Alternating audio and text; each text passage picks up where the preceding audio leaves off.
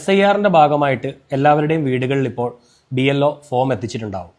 ഈ ഫോം കാണുമ്പോൾ നമ്മൾ പലർക്കും പലതരത്തിലുള്ള സംശയങ്ങൾ ഉണ്ടാവുമെന്നുള്ളത് സ്വാഭാവികമാണ്. പക്ഷേ ഈ ഫോം പൂരിപ്പിക്കുക എന്ന് പറഞ്ഞാൽ വളരെ സിമ്പിളായിട്ടുള്ളൊരു കാര്യമാണെന്ന് നമുക്ക് ഓരോരുത്തരും മനസ്സിലാക്കേണ്ടതാണ്. നമുക്കറിയാം, ഈ ഫോമിൽ 3 ഭാഗങ്ങളാണുള്ളത്.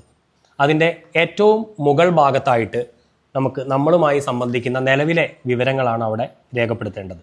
അതിൽ പ്രധാനമായിട്ട് നമുക്കറിയാം നമ്മളുടെ ജനനത്തീയതി, ആധാർ നമ്പർ ഓപ്ഷനിലാണ് നമുക്ക്, അതുപോലെ തന്നെ മൊബൈൽ നമ്പർ, അച്ഛൻ്റെയും അമ്മയുടെയും പേര്.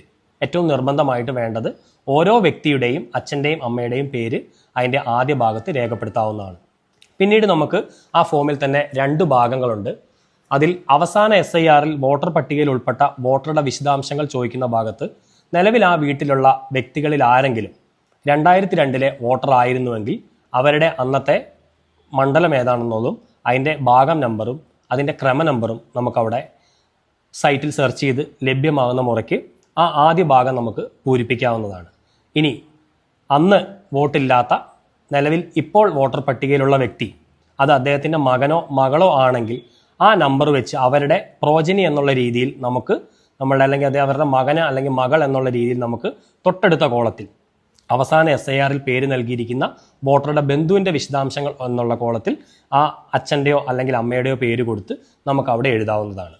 ഇത്രയും കാര്യങ്ങൾ ലഭ്യമായാൽ തന്നെ നമുക്ക് ആ ഒരു ഫോം പൂർണ്ണമായും പൂരിപ്പിക്കാൻ സാധിക്കുന്നതാണ്. ശേഷം അതിൽ വോട്ടറുടെയോ മറ്റേതെങ്കിലും മുതിർന്ന കുടുംബാംഗത്തിൻ്റെയോ ഒപ്പ് എന്ന് പറയുന്ന ഭാഗത്ത് നമുക്ക് ഒപ്പിട്ട് അത് തന്ന BLOയ്ക്ക് തന്നെ നമുക്ക് സമർപ്പിക്കാവുന്നതാണ്.